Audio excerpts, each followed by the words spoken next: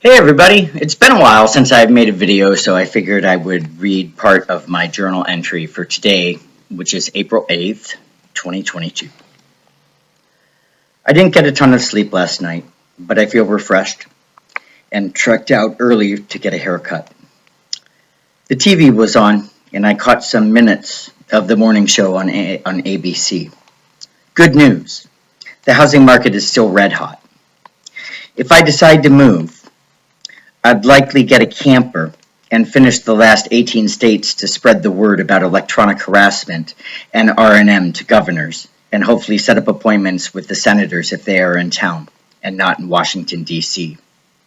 I did 30 capitals and gave letters to 30 governors asking them to address the electronic harassment and neighborhood harassment that's been going on in my neighborhood, because the FBI has not responded at all, and I've now sent them 69 tips about harassment and profiling and discrimination by the Columbus Police Department. My haircut looks pretty good. I can't believe how much hair I've lost in the last 6 months. It's kind of depressing seeing a more aged me in the mirror. I'll have to take a picture for my mom, so I don't shock her the next time I see her. I might surprise her for Mother's Day with a visit.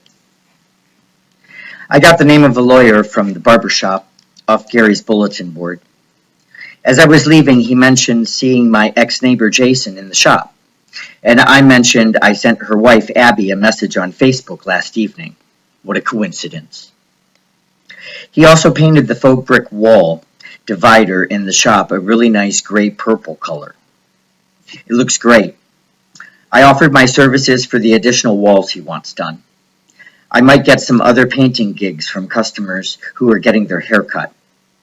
I'm always thinking of the next thing, not the one thing. I've been through hell the last few years, but I'm ready to make a splash regardless of what it is. Being targeted is a fact of life. It's not a lifestyle. Were I to have different captors, it may be different, and I would likely go on disability, but that's not the case today. Things could always change, though. I'm not making friends with the government or the military. I could very easily become double or triple targeted. If that is the case, I will be front and center, decaying in front of the public eye, playing music and sharing love, the only power and presence in the universe and in my life. Being recluse is not my style. It never has been. During the heyday of my targeting, the V2K was so distracting that simply following a conversation was too challenging to make social interaction worthwhile or enjoyable. Plus, living on my retirement meant no bar or social life. My targeting really kicked into gear when I turned 43. In less than a month, I will turn 49. I've lost my 40s. All my friends look older, and time has not stood still. Still, I have a lot of life to live, and I will make the very best I can of it. People restart their lives all the time. I haven't been beat. I'm still in the same house, and I've discovered which friends, not many, are worthy of keeping. The only thing I lost was time. Time that I would have spent in a trance. I've awoken, and I do have a voice, and I plan to use it. I'm not ashamed of being a Thai, and could care less what other people think about me.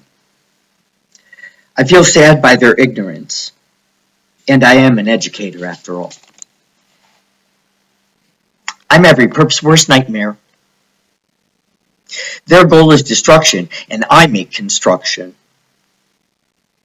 I have an incredible story about neighborhood haters I've caught doing crimes, A worthless police force who created a diagnosis to please a phone call happy neighbor, an invisible federal government, rejection from all the people I thought I could count on, and dealt with intense electronic harassment that destroyed my mouth, probably because I speak my mind.